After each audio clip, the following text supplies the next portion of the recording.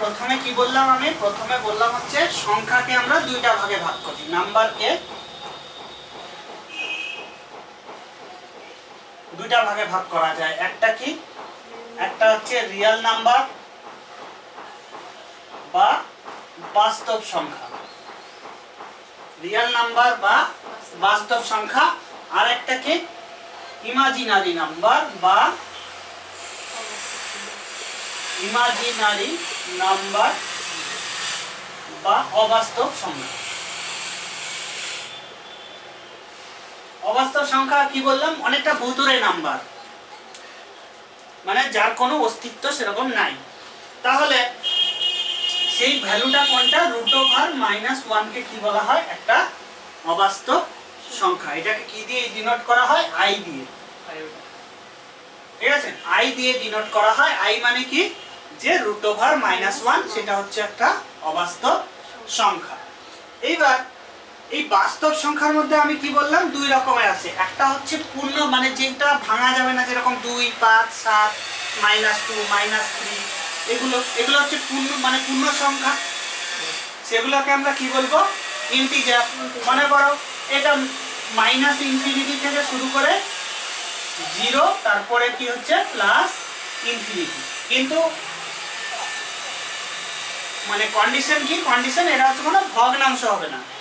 মনে করো 1-2 বা 1-3 এরকম হবে না, মানে পূর্ণ সংখ্যা হবে, পুরো একটা নাম্বার হবে। 3 হতে পারে, 4 হতে পারে, -5 হতে পারে, -7 হতে পারে, যা খুশি, কিন্তু এটা পূর্ণ সংখ্যা হবে, এটা কোনো ভগ্নাংশ হবে না। আরেকটা কি আসবে পার্ট, ভগ্নাংশ।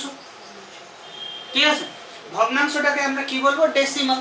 মনে করো 1/2, 1/3, 1/5, এগুলো হচ্ছে কি হয়ে গেল, ভগ্নাংশ বা ডেসিমাল। এবার এই ভগ্নাংশ আবার দুই রকমের হয়। একটা ভগ্নাংশ কি হচ্ছে, একটা জায়গায় গিয়ে শেষ হয়ে যায়, আর একটা ভগ্নাংশ একটা জায়গায় কোনো শেষ হয় না। কিরকম, এই যে আমি বললাম একটু আগে, মনে করো 1/5, 5কে এই 1কে 5 দিয়ে ভাগ করব, কত আসে, 0.2 হয়, তাই তো?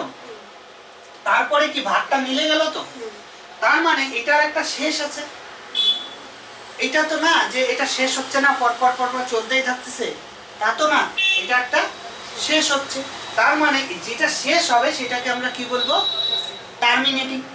আর কিছু ভগ্নাংশ আছে যেগুলো শেষ হবে না, যেরকম আমি একটা ধরলাম যে 0.232323 এরকম করে চলতেছে, এটাও শেষ হচ্ছে না। আবার আরেকটা ভগ্নাংশ দিলাম 1 3 5 7 4 9 এভাবে চলতেছে, এটাও শেষ হচ্ছে না।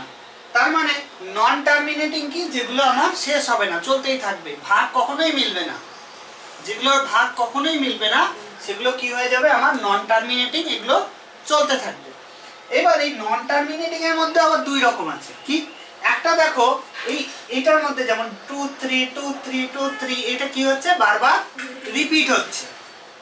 ঠিক আছে, তার মানে সেটাকে আমরা কি বলবো, আবৃত্ত বা রেকারিং। আর এইটা দেখো, এটা কিন্তু কোনো রিপিট হচ্ছে না, রিপিট হচ্ছে কি, এটা রিপিট হচ্ছে না, তার মানে এটাকে কি বলবো আমি, অনাবৃত্ত। বুঝা গেল? এইবার এইটুকু ক্লিয়ার, এই চারটা ক্লিয়ার হয়ে গেল। এইবার আমাকে আরেকটা কনসেপ্ট যেটা, সেটা হচ্ছে কি, যে মূলদ আর অমূলদ। একটা কি, একটা হচ্ছে আমার মূলদ আর একটা হচ্ছে অমূলদ, দুটো জিনিস। একটা হচ্ছে রেশনাল নাম্বার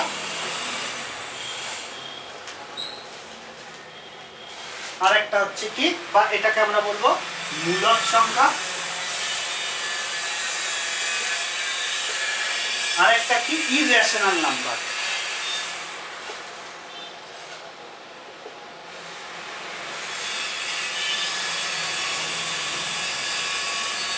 ইররেশনাল নাম্বার, এটাকে আমরা কি বলবো, অমূলদ সংখ্যা।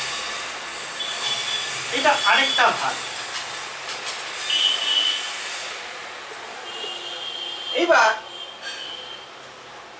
এই মূলদ সংখ্যা আর অমূলদ সংখ্যা কি জিনিস, এবার আমি একটা কনসেপ্ট কি, মনে করো আমরা একটা ভগ্নাংশ কি থাকে, একটা লব থাকে আর একটা হর থাকে, তাই তো?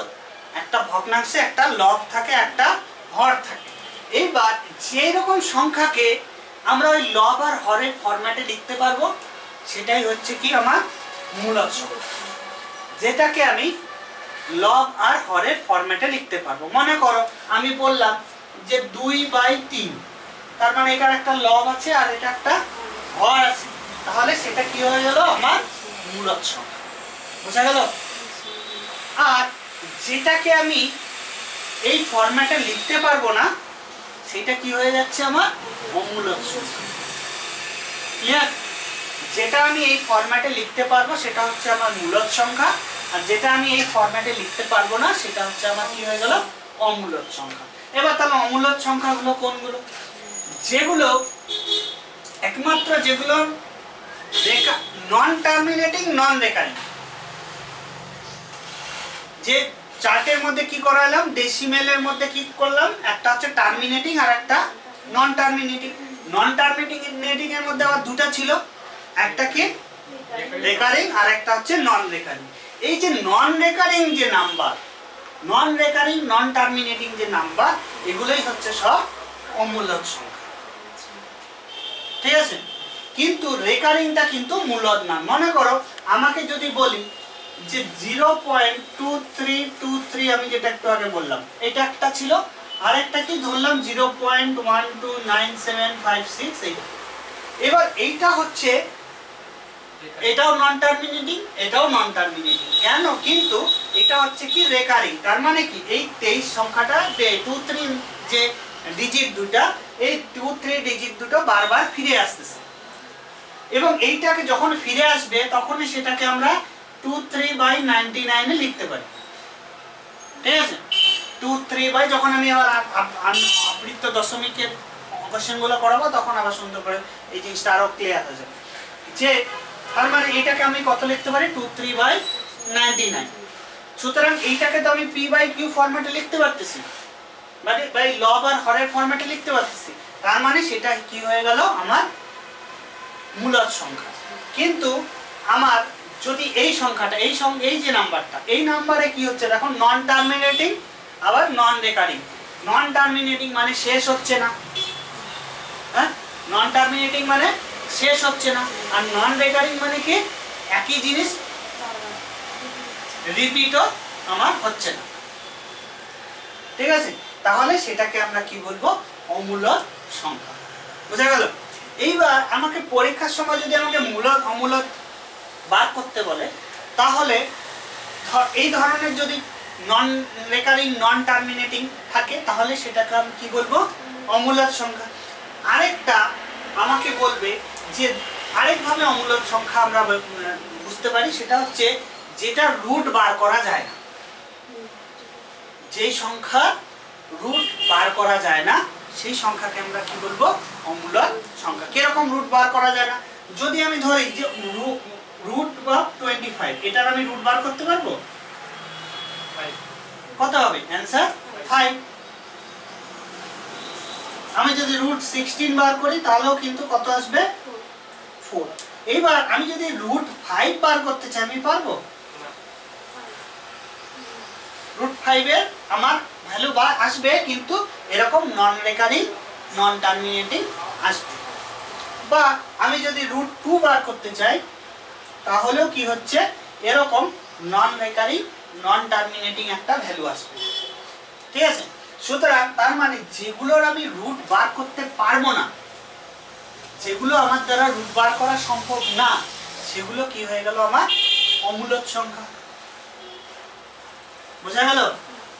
যেটার আমি রুট বার করতে পারবো না সেটা হয়ে গেল কি আমার অমূলদ সংখ্যা, আর যেটার আমি রুট বার করতে পারবো সেটা আমার কি হয়ে যাবে মূলদ সংখ্যা। বোঝা গেল?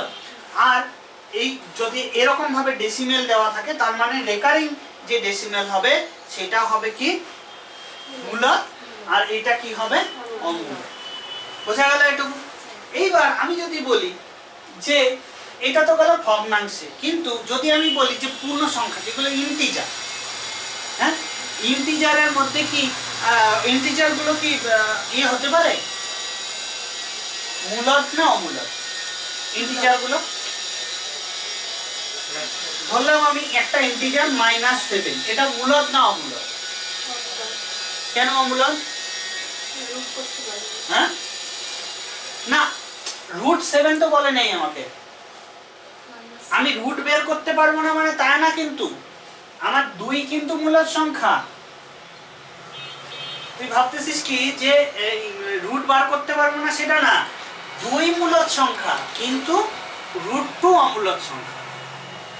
2 একটা সংখ্যা, √2 আরেকটা সংখ্যা। এইবার আমি 7 -7 এটা তাহলে মূলদ না অমূলদ? কেন ইরেশনাল হবে? আমি আবার এই কথাটা বোঝ, আমাকে তো 2 আর √2 তো আলাদা জিনিস।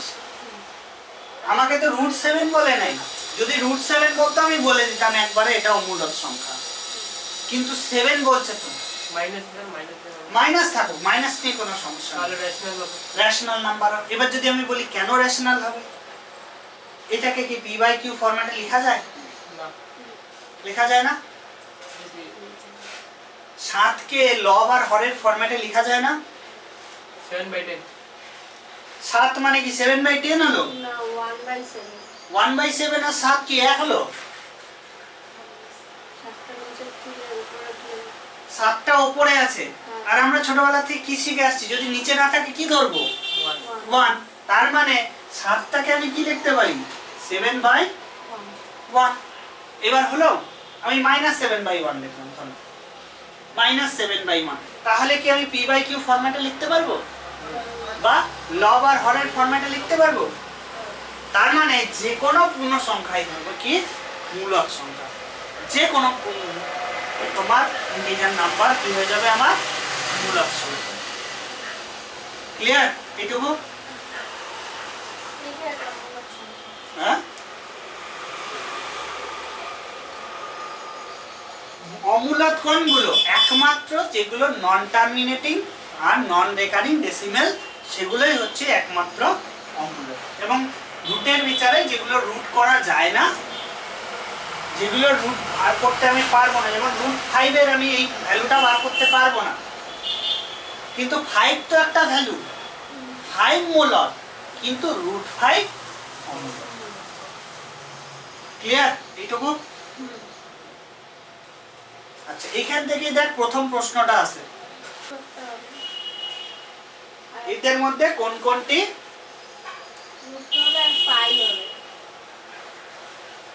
আচ্ছা, এখানে পাই আর এর গল্পটা একটু বলে দিই। যে আমি কি বললাম, যে পাই মানে আমরা কত বলি? পাই মানে 22/7। কথাটা কি ঠিক না ভুল? কথাটা ঠিক না। আমরা পাইয়ের ভ্যালুস 22/7 এর কাছাকাছি, নট 22/7, একদম অ্যাকুরেট 22/7 নয়, ঠিক আছে? এর 22/7 এর কাছাকাছি আমি ধরে নিই পাই ইকুয়ালস টু কি, এই মনে করো কাছাকাছি হচ্ছে কি 22/7। এইবার যদি আমাকে বলে যে পাই কি, পাই হচ্ছে আমার হলো একটা অমূলদ সংখ্যা। যদি আমাকে পাই জিজ্ঞেস করে, পাই কি হবে? অমূলদ সংখ্যা। কিন্তু যদি আমাকে বলে 22/7, এইটা হয়ে গেল কি মূলদ সংখ্যা। পাই হলে হয়ে গেল আমার অমূলদ সংখ্যা, কিন্তু যদি আমাকে বলে 22/7, তাহলে হয়ে যাবে কি আমার মূলদ সংখ্যা। এবার প্রথম প্রশ্নে কোন কোন নাম্বার দেওয়া আছে? প্রথমটা 500। 500 মূলদ না অমূলদ? 500 মূলদ সংখ্যা। তারপরেরটা কি দেওয়া আছে? -15। -15 কি হবে? মূলদ সংখ্যা। তারপরে √2, এটা অমূলদ। এই তো। তারপরে 1/4 হচ্ছে মূলদ। তারপরে মূলদ, কারণ কি 53টা বারবার রিপিট হচ্ছে, ওই জন্য এটা হয়ে গেল আমার মূলদ। তারপরে -2.5 ছিল, এটা হচ্ছে মূলদ। মূলদ। তারপরে এটা হচ্ছে পাই আছে, এটা অমূলদ। পাই হচ্ছে কি হয়ে গেল আমার ক্লিয়ার? মূলদ আর অমূলদের ফান্ডা।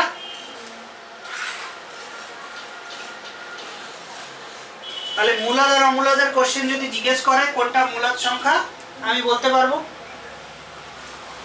আচ্ছা, তারপরে নিম্নলিখিত বক্তব্যগুলির মধ্যে কোনটি সঠিক? হ্যাঁ, দুটি অমূলদ সংখ্যার যোগফল সবসময় অমূলদ হবে। দুটি অমূলদ সংখ্যার যোগফল সবসময় অমূলদ হবে। এটা কি সত্যি না ভুল?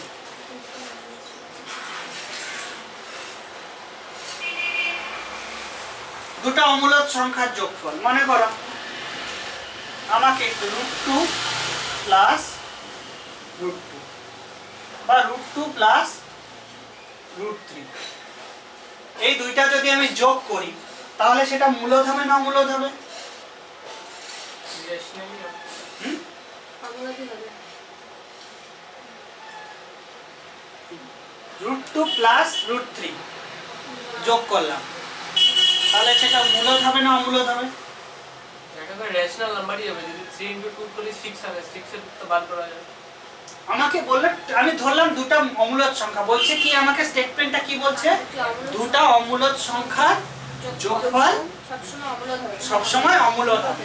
আমি এটা থেকে বুঝতে পারছি, এইটার থেকে যদি আমি দেখি যে -2 √2 প্লাস √3 দুইটাই অমূলদ সংখ্যা, তাদের যোগফলটা কি মূলদ হচ্ছে? না, মূলদ হচ্ছে না, তাহলে অমূলদ হবে এই থেকে বোঝা যায় মোটামুটি।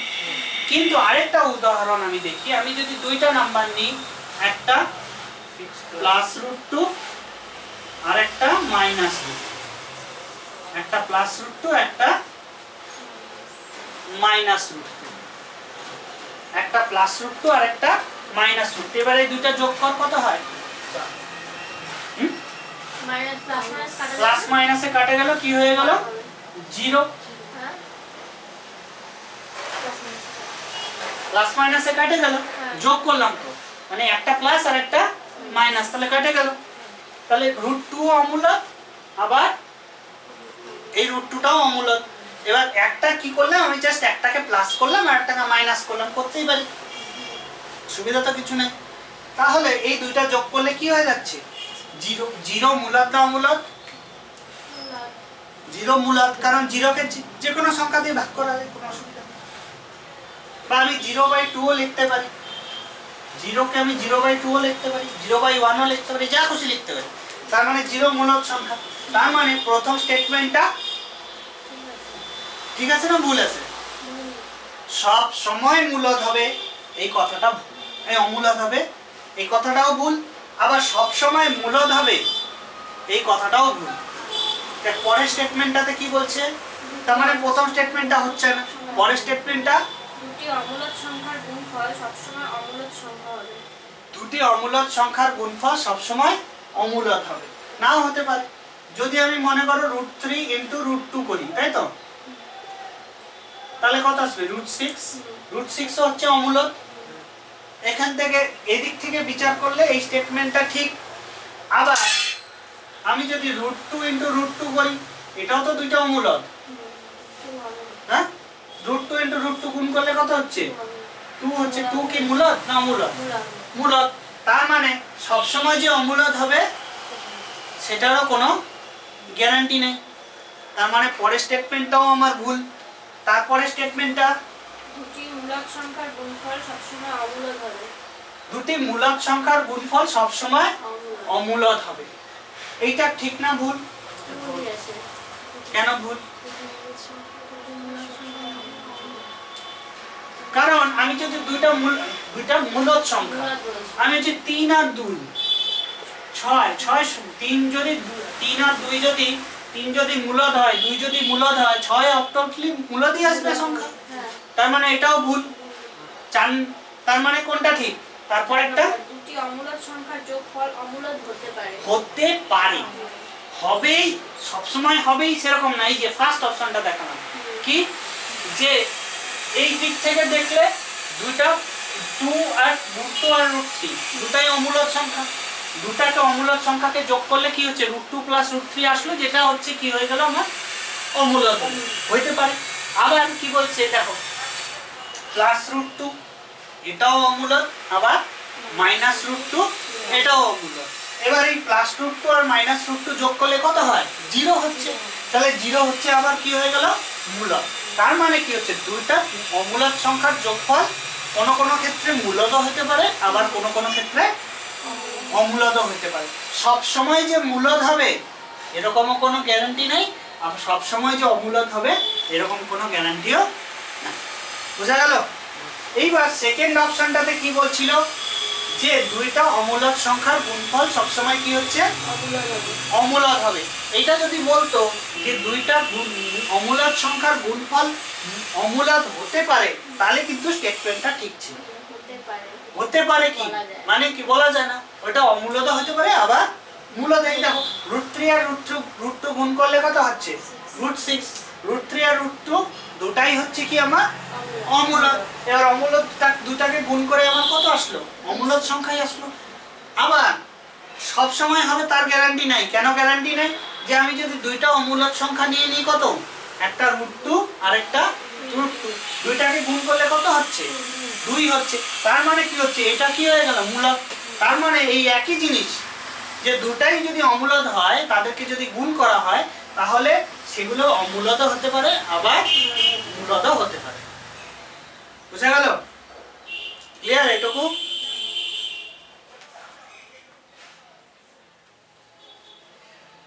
এটুকু ক্লিয়ার?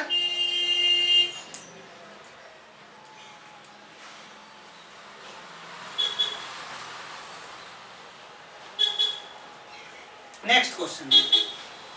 যদি দুটি অমূলদ সংখ্যার যোগফল 0 হয় তাহলে নিম্নলিখিত বক্তব্যগুলির মধ্যে কোনটি সঠিক? হ্যাঁ।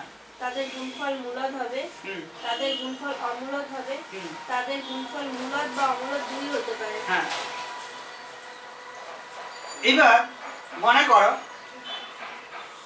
আমি ধরলাম একটা √5, একটা সংখ্যা কি √5, আরেকটা সংখ্যা হচ্ছে -√5, হলো? একটা সংখ্যা হচ্ছে কি √5 আর একটা সংখ্যা -√5। এবার এই দুইটা যোগ করলে কি হয়ে যাবে? প্লাসে মাইনাসে কাটা যাবে, কত অ্যান্সার হবে? 0। তার মানে কি, দুইটা মূলদ সংখ্যা অমূলদ সংখ্যার যোগফল যদি 0 হয় তাহলে কি হবে? দুইটা সংখ্যায় কি হচ্ছে আমার? তাদের গুণফল। এবার তাদের গুণফল কত হচ্ছে? √5 ইন্টু -√5 কত হচ্ছে? -5 হচ্ছে। তাহলে তাদের গুণফল মূলদ হচ্ছে, তাই তো? এবার দেখে মনে হবে কি যে এটা সঠিক, হ্যাঁ? কিন্তু আমি অন্য একটা উদাহরণ দিচ্ছি, তাহলে বোঝা যাবে। মনে কর আমি বললাম একটা হচ্ছে √3 প্লাস √2, ঠিক আছে? আরেকটা হচ্ছে মাইনাস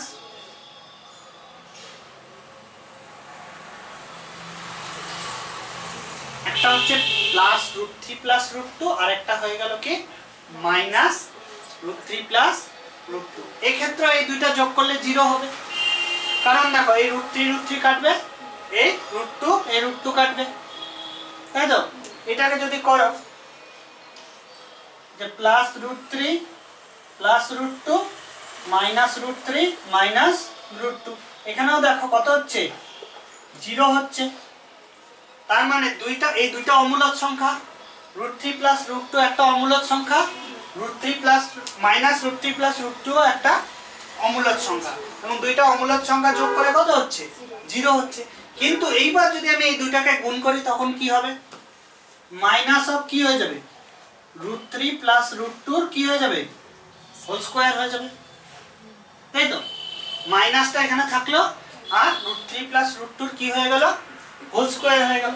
এবার a প্লাস b হোল স্কয়ারের ফর্মুলা কি? a square plus 2ab plus b square. a square কত? 3 প্লাস 2ab কত? 2 ইনটু √6, তাই তো? প্লাস b স্কয়ার কত? 2। তার মানে এটা অ্যানসার কত আসলো? 5 প্লাস 2√6। তার মানে এইটা কি মূলদ হলো না অমূলদ হলো? অমূলদ হলো। তার মানে কি, যদি দুইটা অমূলদ সংখ্যার যোগফল 0 হয় তাহলে তাদের গুণফল কি হচ্ছে? মূলদ বা অমূলদ দুইটাই হতে পারে। যদি মূল ধরতে পারে কিরকম ভাবে, এই যে যদি আমি এটাকে √5 আর -√5 ধরি, তাহলে তাদের গুণফল কত হচ্ছে 5 -5। আবার তাহলে সেই ক্ষেত্রে হচ্ছে কি হয়ে যাচ্ছে, এক্ষেত্রে হচ্ছে আর কত মূলদ হচ্ছে, এক্ষেত্রে কি হচ্ছে মূলদ হচ্ছে। আর এক্ষেত্রে হচ্ছে দেখো 5, যদি আমি √3 + √2 আর আরেকটা সংখ্যা -√3 + √2 ধরি, তাহলে সেক্ষেত্রে এদের কি হয়ে যাচ্ছে, এটা অমূলদ হয়ে যাচ্ছে। ঠিক আছে, তার মানে কি হচ্ছে দেখো, যে এই মূলদ আর অমূলদ দুই রকমেরই হতে পারে। মূলদ আর অমূলদ দুই রকমেরই হতে পারে। তার মানে এটা কোন স্টেটমেন্টটা ঠিক হবে, লাস্ট একটা, যে কি স্টেটমেন্ট বলছে, গুণফল মূলদ বা অমূলদ দুই হতে পারে যদি কিনা দুটা অমূলদ সংখ্যার যোগফল 0। বোঝা গেল? ক্লিয়ার সবার কাছে?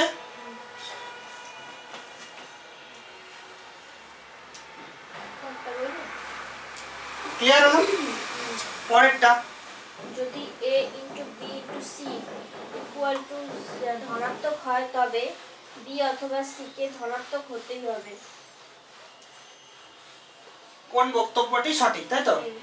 কি বলছে, a R b a × b × c হ্যাঁ ধনাত্মক হয় তবে b অথবা c কে ধনাত্মক হতেই হবে। একটা নম্বর। তারপরেরটা, এদের মধ্যে সর্বাধিক দুটি সংখ্যা ঋণাত্মক হবে।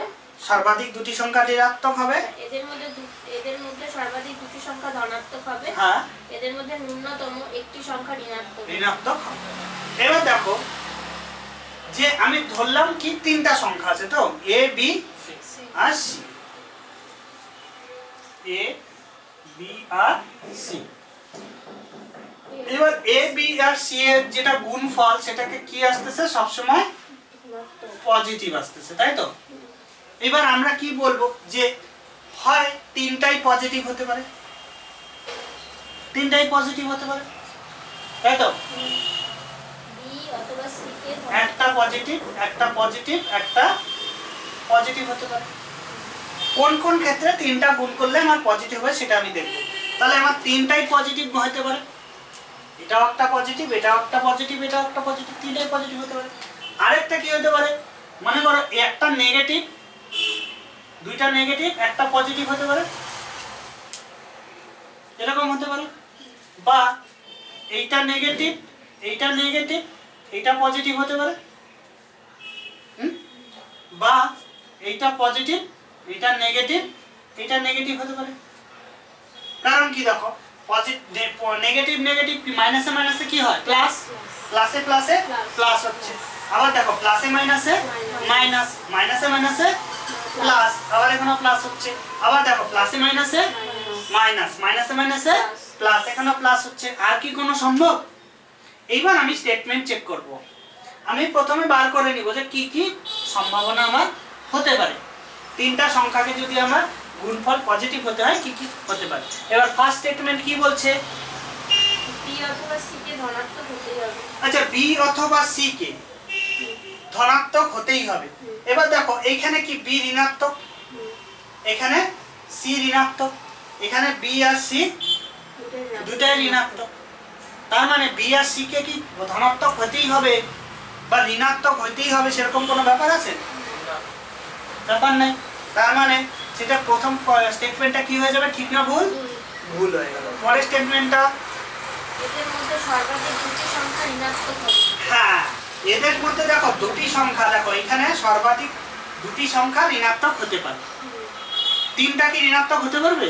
তিনটা ঋণাত্মক হলে কি হবে, যদি আমি এরকম করি, মনে করো মাইনাস মাইনাস মাইনাস, এরকম কি হবে? হবে না।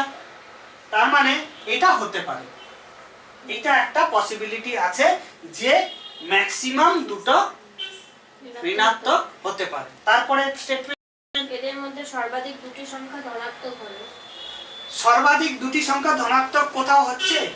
সর্বাধিক কটা সংখ্যা ধনাত্মক হতে পারে? তিনটাই সর্বাধিক ধনাত্মক হতে পারে। তার মানে এটাও হচ্ছে কি হয়ে গেল, ভুল হয়ে গেল। এদের মধ্যে ন্যূনতম একটি সংখ্যা ঋণাত্মক হবে। এদের মধ্যে দেখো ন্যূনতম একটা ঋণাত্মক হতেই হবে, এরকম কোনো গল্প হবে?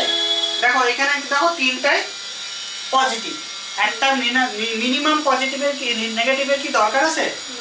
দরকার নাই। যদি তিনটা পজিটিভ থাকে তাহলে একটা নেগেটিভ না থাকলেও চলবে। এখানে বলছে মিনিমাম একটা নেগেটিভ থাকতেই হবে। তাহলে আমার কোন অপশনটা ঠিক হচ্ছে বলো তো? এর মধ্যে সর্বাধিক দুটি সংখ্যা ঋণাত্মক হবে। এদের মধ্যে সর্বাধিক দুটি সংখ্যাকে কি করতে হবে? ঋণাত্মক হতে হবে। বুঝা গেল? ক্লিয়ার?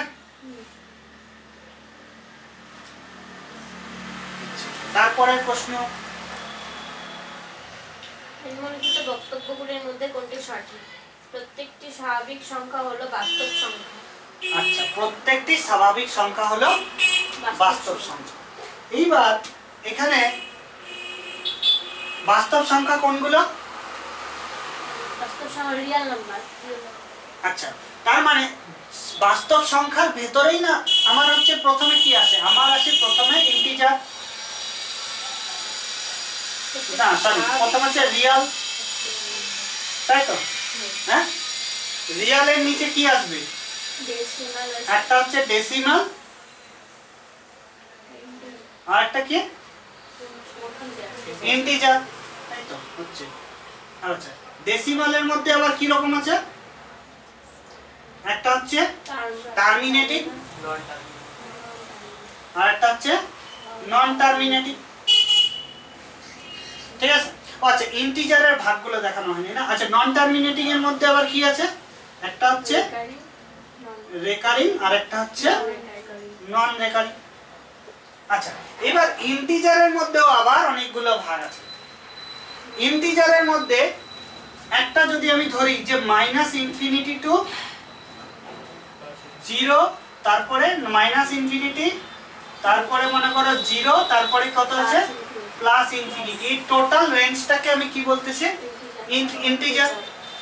এইবার যদি আমি মাইনাসগুলোকে বাদ দিই, মাইনাসগুলোকে আমি বাদ দিই, তো তাহলে কোনগুলো বাদ দিব?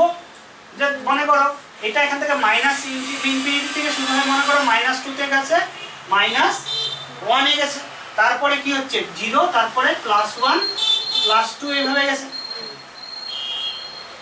তাই তো? এইবার যদি আমি শুধুমাত্র মাইনাসগুলোকে বাদ দিই, তার মানে কোথা থেকে শুরু হচ্ছে আমার? 0 থেকে প্লাস ইনফিনিটি। এই 0 থেকে শুরু করে প্লাস ইনফিনিটি সংখ্যাটাকে আমি কি বলবো? হোল নাম্বার বা অখণ্ড সংখ্যা। হোল নাম্বার বা কি বলবো? অখণ্ড সংখ্যা। এইবার এখান থেকে যদি 0টাকেও বাদ দিয়ে দিই, এখান থেকে যদি আমি 0টাকেও বাদ দিয়ে দিই, তাহলে কোথা থেকে শুরু করব? 1 থেকে। সেই 1 থেকে মানে যদি আমি শুরু করি, মানে 0 থেকে বেশি 0.1 হলে, ও 0.1 হলে তো সেটা ডেসিমাল হয়ে গেল। 0 এর পরের নাম্বার কত? 1। 1 এর থেকে শুরু করে ইনফিনিটি যত দূর যাওয়া যায় সেগুলোকে আমরা কি বলবো? এই ন্যাচারাল নাম্বার বা স্বাভাবিক সংখ্যা। ন্যাচারাল নাম্বার বা স্বাভাবিক সংখ্যা। বুঝা গেল? স্বাভাবিক সংখ্যা, রিয়াল নাম্বার বা ন্যাচারাল নাম্বার বা স্বাভাবিক সংখ্যা। ক্লিয়ার? এইবার আমাকে প্রশ্ন করছে যে যে কোনো স্বাভাবিক সংখ্যাই হচ্ছে কি হয়ে গেল? বাস্তব সংখ্যা। বাস্তব সংখ্যা। রিয়াল নাম্বার মানে বাস্তব সংখ্যা। এবার দেখো নিচ থেকে উপরে সব সময় হবে।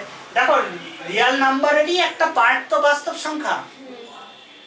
রিয়াল নাম্বার যদি একটা বড় অংশ হয়, রিয়াল নাম্বার যদি একটা বড় অংশ হয়, তার মধ্যেই কি আছে? তার মধ্যেই আছে ডেসিমাল, তার মধ্যেই আছে কি? ইন্টিজার, তাই তো? রিয়াল নাম্বার যদি একটা বড় গোল হয়, হ্যাঁ, এই বড় গোলের মধ্যেই কি আছে? ডেসিমালও আছে, আবার ইন্টিজারও আছে। এবার ইন্টিজারের মধ্যেও আবার কি আছে দেখো, ইন্টিজারের মধ্যে হলো আমার হোল নাম্বার আছে, আর হোল নাম্বারের ভিতরে আবার কি আছে? ন্যাচারাল নাম্বার আছে। তার মানে রিয়ালের ভেতরে কে ইন্টিজার, ইন্টিজারের ভেতরে কে হোল, হোলের ভেতরে কে ন্যাচারাল। বাংলায় বললে যে বাস্তবের ভেতরে কি হচ্ছে পূর্ণ সংখ্যা, পূর্ণ সংখ্যার ভেতরে কি হচ্ছে অখণ্ড সংখ্যা, অখণ্ড সংখ্যার ভেতরে কি হচ্ছে স্বাভাবিক সংখ্যা। তার মানে যে কোনো স্বাভাবিক সংখ্যাই তো রিয়েল নাম্বার হবে বা বাস্তব সংখ্যা হবে। তাহলে ফার্স্টেরটা কি আছে ঠিক আছে না ভুল আছে? ঠিক আছে। তারপরেরটা প্রত্যেকটি বাস্তব সংখ্যা হলো অমূলক সংখ্যা। দেখো প্রত্যেকটি বাস্তব সংখ্যা হচ্ছে অমূলক। এবার দেখো এখানে যদি আমি ধরি এগুলো তো গেল ইন্টিজার, এটার মধ্যেই ডেসিমাল আছে তাই তো? হ্যাঁ, ডেসিমালের ভেতরে আবার কি আছে টার্মিনেটিং আছে আবার নন টার্মিনেটিং আছে। তার মানে এটার মধ্যে টার্মিনেটিং আছে আবার এটার মধ্যে নন টার্মিনেটিং আছে। এবার এই নন টার্মিনেটিং এর মধ্যে আবার কি আছে রেকারিং আছে আর নন রেকারিং আছে। টার্মিনেটিং নন টার্মিনেটিং, নন টার্মিনেটিং এর ভেতরে আবার কি আছে রেকারিং আছে আবার নন রেকারিং। নন রেকারিং গুলাই মধ্যে আবার নন রেকারিং গুলাই হইল না কি আমার অমূলক সংখ্যা। তার মানে আমি কি বলতে পারি প্রত্যেকটা বাস্তব সংখ্যাই অমূলক সংখ্যা? কিন্তু আমরা যদি উল্টাটা বলতো, যদি বলতো প্রত্যেকটা অমূলক সংখ্যাই হচ্ছে কি একটা বাস্তব সংখ্যা, তাহলে আমি বলতাম হ্যাঁ ঠিক আছে। কিন্তু যেহেতু আমাকে বলছে প্রত্যেকটা বাস্তব সংখ্যাই অমূলক সংখ্যা, তাহলে এটা হবে না। এবার এই চার্টে দেখলে দেখ উপর থেকে নিচে এটা ট্রু হবে কিন্তু নিচ থেকে উপরে কিন্তু ট্রু হবে না। উপর থেকে নিচে যদি বলে প্রত্যেকটা রিয়েল সরি নিচ থেকে উপরে ট্রু হবে, আমি ভুল বললাম, নিচ থেকে উপরে ট্রু হবে যদি বলে প্রত্যেকটা টার্মিনেটিং এ রিয়েল ঠিক, কিন্তু যদি বলে প্রত্যেকটা রিয়েলি টার্মিনেটিং ঠিক হবে? ঠিক হবে না। তার মানে নিচ থেকে উপরে যদি আমি ক্যালকুলেট করি তাহলে সেটা কি হয়ে গেল না ঠিক হবে, কিন্তু উপর থেকে নিচে ক্যালকুলেট করলে সেটা ভুল হয়ে যাবে। এখানে ভেন ডায়াগ্রাম করে করলেও হবে। যদি আমি উপর থেকে নিচে দেখি তাহলে ভুল মানে ঠিক হতে পারে না হতে পারে, সঠিক ঠিক না, কিন্তু নিচ থেকে উপরে যদি মানে এই ভেতর থেকে বাইরে আসি তাহলে সেটা ঠিক হবে। বোঝা গেল? আচ্ছা, তার মানে নেক্সট স্টেটমেন্টটা ভুল হলো। পরের স্টেটমেন্টটা প্রত্যেকটি পূর্ণ সংখ্যা হলো বাস্তব সংখ্যা। এটা তো অন্য বল। পূর্ণ সংখ্যা হচ্ছে ইন্টিজার, প্রত্যেকটি ইন্টিজার নিচ থেকে উপরে যাচ্ছে, তাহলে ঠিক আছে। তারপরেরটা প্রত্যেকটি মূলদ সংখ্যা হলো বাস্তব সংখ্যা। এটা ঠিক আছে। তাহলে কোনটা ভুল আসলো? খালি এক নম্বরটা। এক নম্বর কি দুই নম্বর? দুই নম্বরটা। প্রত্যেকটি বাস্তব সংখ্যা হলো অমূলক সংখ্যাটা ভুল। এটা ভুল হলো। ক্লিয়ার হচ্ছে জিনিসগুলো? তারপরেরটা যদি n একটি স্বাভাবিক সংখ্যা হয় তবে রুট n সবসময় স্বাভাবিক হবে, সবসময় মূলদ সংখ্যা হবে না সবসময় অমূলদ সংখ্যা হবে, মূলদ অথবা অমূলদ সংখ্যা হবে। একটি যদি n একটি স্বাভাবিক সংখ্যা হয় হ্যাঁ কি হবে রুট n অমূলদ হবে, অমূলদ হবে। n যদি একটা স্বাভাবিক সংখ্যা হয় তাহলে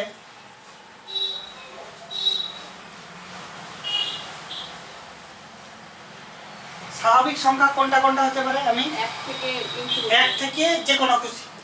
এবার যদি আমি ধরলাম n এর দুইটা ভ্যালু ধরলাম, একটা ধরলাম n 25 আর একটা কি ধরলাম n ইকুয়ালস টু মানে করো n1 আর n2। n1 কত 25 আর n2 কত ধরলাম আমি 5 বা 6। এবার তার মানে এই দুইটাই কি স্বাভাবিকই হচ্ছে, এও স্বাভাবিক এও স্বাভাবিক, দুটোই স্বাভাবিক হচ্ছে। এবার আমি এটাকে রুট করব, তার মানে যদি আমি রুট ওভার n1 বার করি তাহলে কত আসবে 5, কিন্তু যদি আমি রুট ওভার n2 বার করি তাহলে কত আসবে রুট অফ 6ই আসবে। তার মানে কি মূলত মূলত 2 হতে পারে। n যদি একটা স্বাভাবিক সংখ্যা হয় ঠিক আছে তাহলে রুটের মূলদ বা অমূলদ 2 হতে পারে।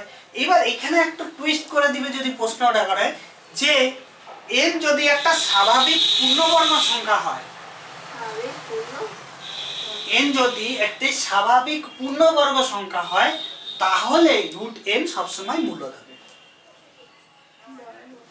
পূর্ণবর্গ সংখ্যা কোন কোনগুলো? যেমন 4 একটা কি পূর্ণ, মানে যার রুট বার করা যায়। তারপরে কত হয় পূর্ণবর্গ সংখ্যা? 16, তারপরে 25, তারপরে 9, তারপরে 81। এগুলো কি হচ্ছে? সব পূর্ণবর্গ সংখ্যা, এবং এগুলো অ্যাজ ওয়েল অ্যাজ এগুলো স্বাভাবিক সংখ্যা। তার মানে আমাকে যদি এই স্টেটমেন্টটা এইভাবে বলতো যে n যদি একটা পূর্ণবর্গ স্বাভাবিক সংখ্যা হয়, তাহলে সেক্ষেত্রে √n এর ভ্যালু কি হবে? সবসময় মূলদ হবে।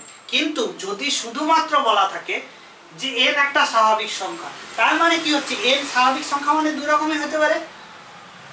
n স্বাভাবিক সংখ্যা মানে দুই রকমের হতে পারে, একটা পূর্ণবর্গ হতে পারে, আবার পূর্ণবর্গ নাও হতে পারে। যদি পূর্ণবর্গ হয় তাহলে তার রুট বার করতে পারবো, তাহলে সেক্ষেত্রে √n এর ভ্যালুটা কি আসবে? মূলদ আসবে। কিন্তু যদি আমার পূর্ণবর্গ না হয়, কোনো যদি আমার স্বাভাবিক সংখ্যা যদি পূর্ণবর্গ না হয়, সেক্ষেত্রে সে কি স্বাভাবিক সংখ্যা হবে না? স্বাভাবিক সংখ্যা হবে, কিন্তু সে পূর্ণবর্গ না। কিন্তু পূর্ণবর্গ না হওয়াতে কি হবে? তা আমি রুট বার করতে পারবো না। রুট বার করতে পারবো না মানে সেটা কি হয়ে গেল? অমূলদ হয়ে গেল। বোঝা গেল? বক্তব্যগুলির মধ্যে কোনটি সঠিক? বিজোড় ইন্টু জোড় ইন্টু বিজোড় ইকুয়াল টু বিজোড়। কি কি দেওয়া আছে বলতো? বিজোড় জোড় বিজোড়ের খেলা। হ্যাঁ, এবার কি হচ্ছে? বিজোড় বিজোড়ের খেলা। বিজোড় বিজোড় ইন্টু জোড় ইন্টু বিজোড় কিন্তু জোড় জোড়, ইন্টু হ্যাঁ, বিজোড় ইকুয়াল টু জোড় বিজোড় ইকুয়াল টু বিজোড়। বিজোড়। আচ্ছা, আর একটা আছে বিজোড় প্লাস বিজোড় প্লাস জোড় বিজোড় প্লাস বিজোড় প্লাস জোড় ইকুয়াল টু বিজোড়। বিজোড়। আচ্ছা, বিজোড় তারপরে একটা বিজোড় প্লাস বিজোড় প্লাস বিজোড় মাইনাস জোড় ইকুয়াল টু জোড়। তারপর জোড় মাইনাস জোড় জোড় মাইনাস জোড় মাইনাস জোড় প্লাস বিজোড় ইকুয়াল টু জোড় ইকুয়াল টু। জোড়। এবার আমরা তো মোটামুটি জোড় বিজোড় কোন সংখ্যাগুলো বার করতে পারি। আমরা এখানে ভ্যালু বসাবো। মনে কর বিজোড় সংখ্যা একটা বল আমাকে 3। আমি ধরলাম এই বিজোড় হচ্ছে আমার হয়ে গেল কত? 3। জোড় সংখ্যা কত? একটা 4 হতে পারে, 6 হতে পারে, আমি ধরলাম 4। আবার বিজোড় সংখ্যা আরেকটা বল 5। ঠিক আছে, এবার 3টা গুণ কর, কত হয়? 60। 60 জোড় না বিজোড়? জোড়। আর এখানে কি দেওয়া আছে? তার মানে এই স্টেটমেন্ট এইভাবে বার করব। আমার জোড় বিজোড় ওইভাবে মাথায় খেলায় লাভ নাই, আমি জাস্ট ভ্যালু বসাবো, আর কিচ্ছু না। এই ধরনের অঙ্কে, এই ধরনের অঙ্ক আমাকে কি কনফিউজ করবে, আমি কনফিউজ হব না। ঠিক আছে, তারপর একটা এবার নিজে নিজে করো। এমন কোনো বসায় না যেতে 0 আসে, 0 আসলেও ক্ষতি নেই, তবে একটা বিজোড় সংখ্যা বসা কত হয়? মানে ওইটাও ভুল আছে। এটাও ধরলাম আমি 3, এটাও কত আসলো? 5। তার থেকে এটা বাদ দিলাম 4, তার মানে কত হলো? 5 3 8, 8 থেকে 4 না 5 3 8 4 12। তাহলে 12 কি হয়ে গেল? জোড় না বিজোড়? তার মানে এটাও কি হয়ে গেল? ভুল হয়ে গেল। ক্লিয়ার? পরেরটা এখানে ধরলাম আমি কত? এটা ঠিক আছে। 3, এটা 5, এটা 4।